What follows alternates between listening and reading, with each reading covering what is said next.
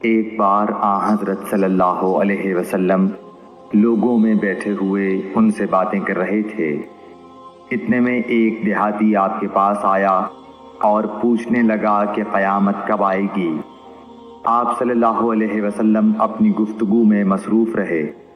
بعض لوگ جو مجلس میں تھے کہنے لگے، آپ صلی اللہ علیہ وسلم نے دیہاتی کی بات سنی لیکن پسند نہیں کی، اور بعض کہنے لگے کہ نہیں، بلکہ آپ نے اس کی بات سنی ہی نہیں۔